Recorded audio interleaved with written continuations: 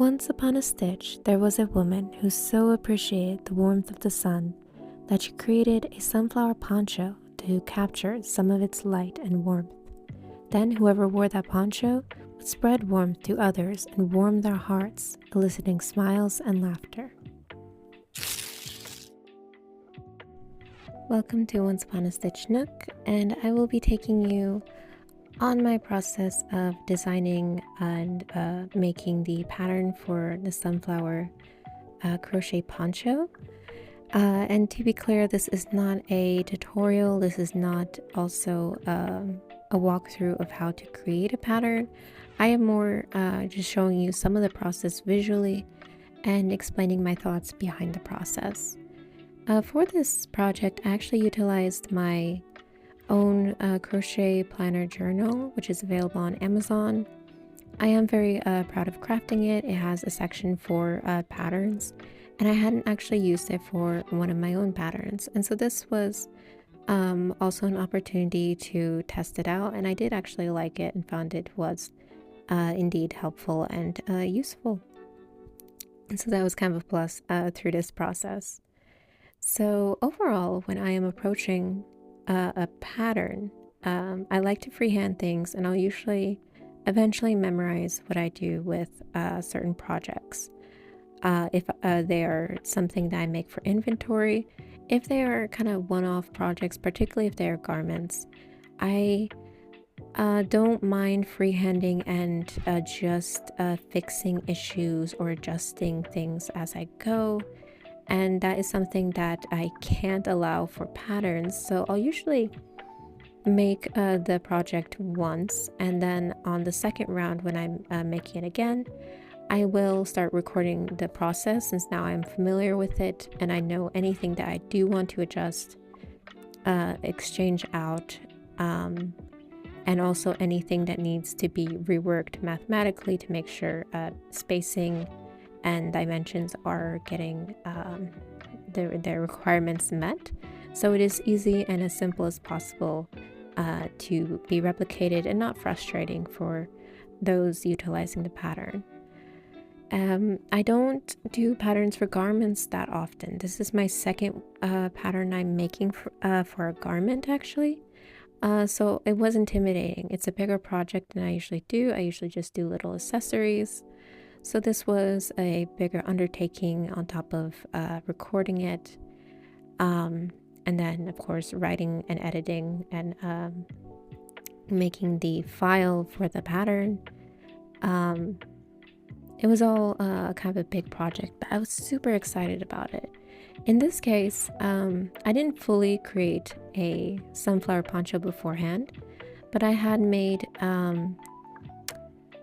this type of poncho where I have these squares and then extended panels in these diverse changing stitches and different colors in two different ponchos. I had tried out. I did kind of a pink and green one, and then I did like a sort of night purple one, which I kind of based off of the character Fern from the anime Frieren Beyond Journey's End. And both of those I liked very much, but they kind of followed a more they had kind of they did have a generic flower center, and then from there it was just diversifying the stitches to make it kind of a mandala sort of look, nothing in particular. And so I had that base down, but I had, over the course of creating those two ponchos, thought of the idea for making a sunflower poncho. And I knew the colors I wanted for it. I wanted this gold and yellow, and then two different greens, and then the brown. And what I found in the process of working on this one was utilizing these what are they called, petal stitches. I have used them before in like coasters, where they actually are more dimensional. They kind of have a little more 3D form opposed to being flat. Like we have the sunflower in the center here is more flat. Utilizing the petals that can come out and forward a little more realistic to a sunflower, and gave it a little more of a it did give kind of a botanical natural feel to it. I did, before I stopped myself to actually record and write down and actually make it into a pattern, I had the colors all together, and I kind of started already making a panel, and then I realized it was so flat and I was relying on the colors to convey that it was a sunflower other than the sunflower in the middle. And that's when I realized I needed it to be more different than my ponchos from before, and that's why I utilized these petal stitches that you see me working on now. These reach out, and also kind of behind them, backing, are these bigger stitches, at least in the middle. There you can see, not the ones I'm working on now, but the ones before that are sticking out. Behind them are the gold petals that are bigger to keep flow back into the panel itself. And I thought, I love it. I love also the contrast of the two colors. I didn't do it towards the end because that was already nearing the end of the panel, and I wouldn't have enough room to make sure I had a solid row to complete and end the pattern off. So but I do think it works out overall still, and I like these kind of honeycomb puff stitches between the gold and the yellow as well. I would have liked to use them more, but I also decided going against that because they also reminded me a lot of bees, and while that complements sunflowers, I do want to reserve them for a specific bee poncho, which I think would be really cute and really fun to work with as well.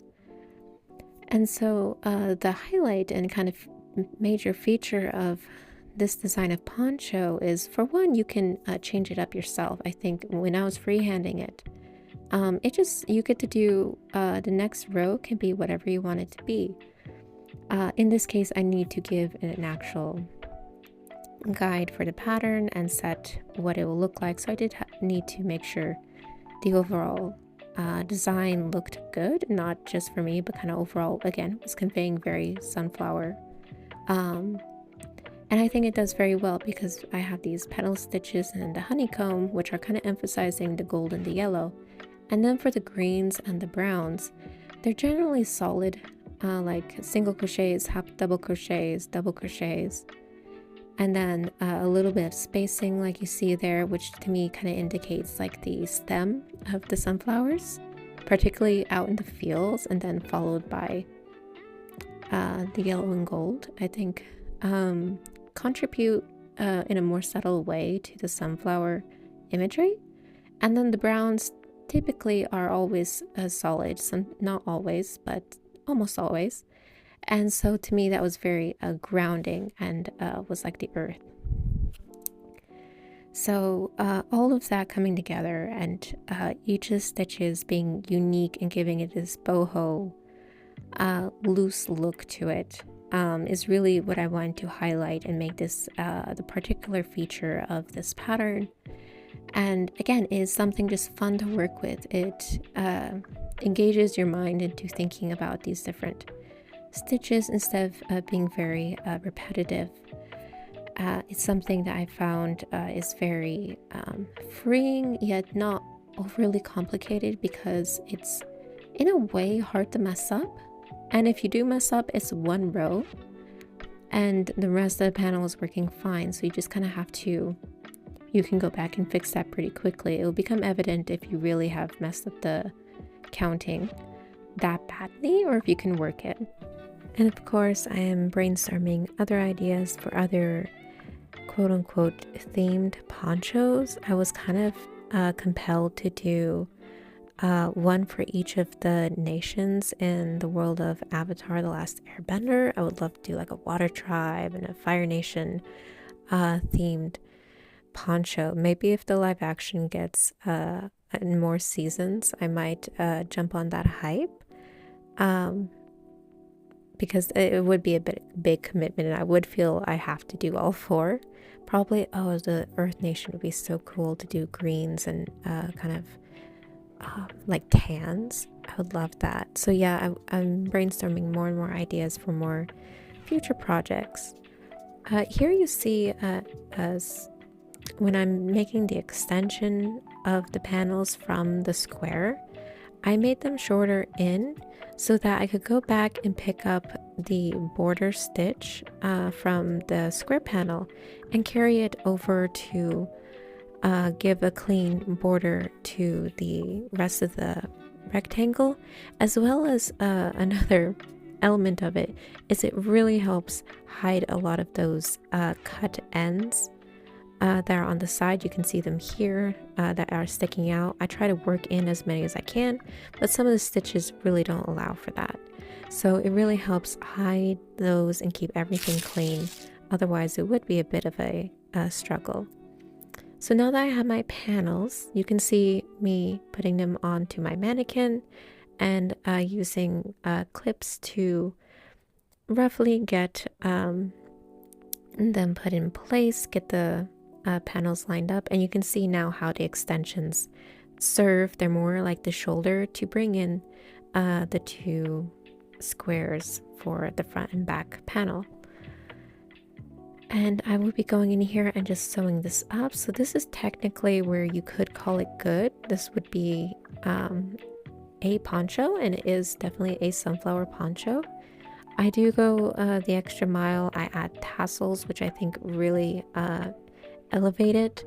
And depending if you want it or not, you can add the hood. I like it for, again, a little extra pizzazz, a little more cottagecore renaissance look to it, that it's a little extra, but you often don't have necessarily hooded poncho. So I think the poncho itself serves very well, and perhaps would be also my preferred in many cases, but I also do love a good hood. So I am torn between the two. And people in the crochet and knit community often really don't like the sewing part of the process, and lately I've really found that I love it, particularly since I learned this seamless stitch.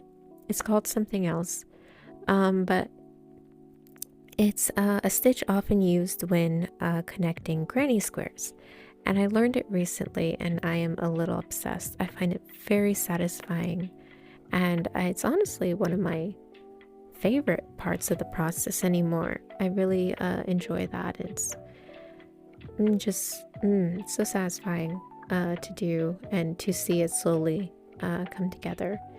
This is a little sped up because it is actually painfully slow. When I watched it back, I realized that I'm a fairly fast knitter, but I am a slower crocheter, particularly if it's anything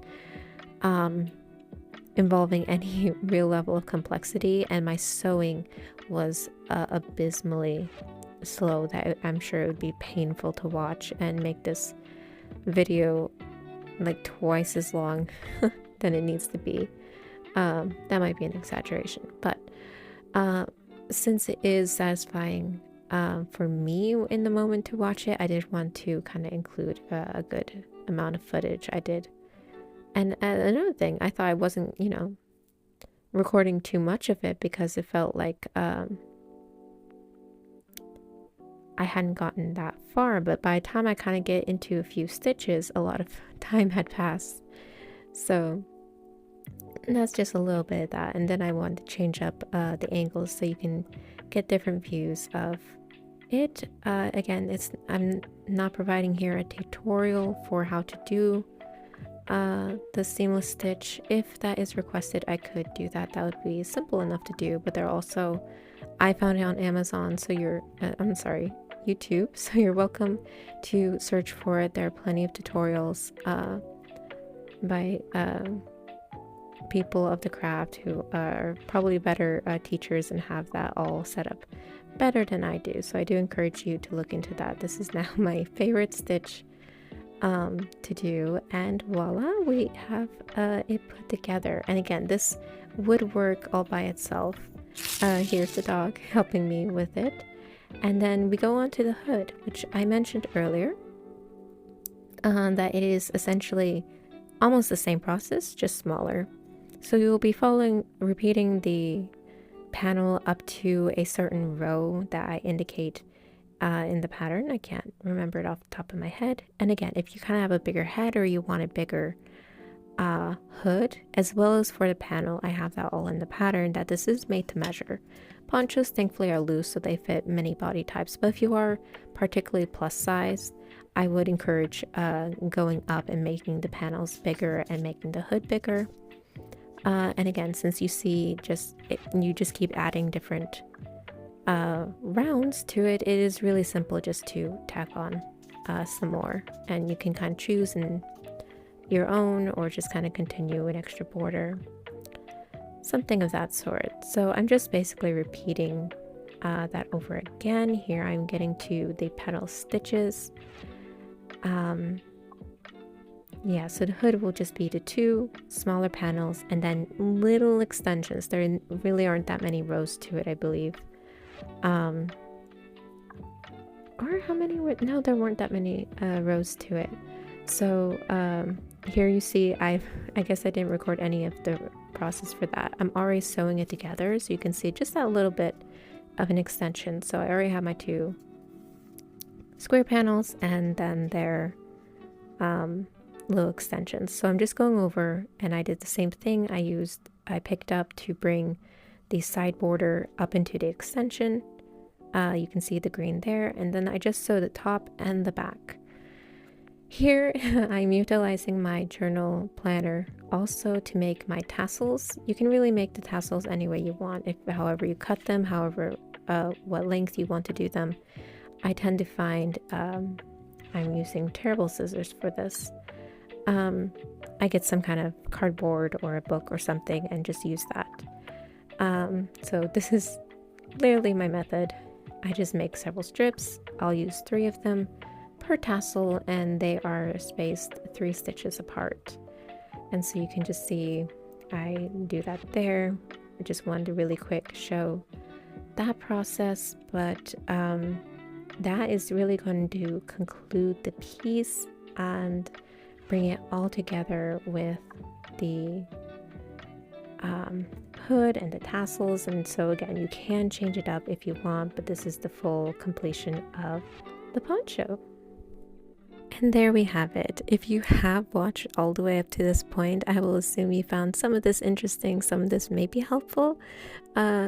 So I would love to hear your thoughts on the project. You heard kind of the story behind it at the beginning to give it a little more whimsical flair to it. But I thank you for watching, and I would love to hear your thoughts. And of course, the pattern is available on my shop.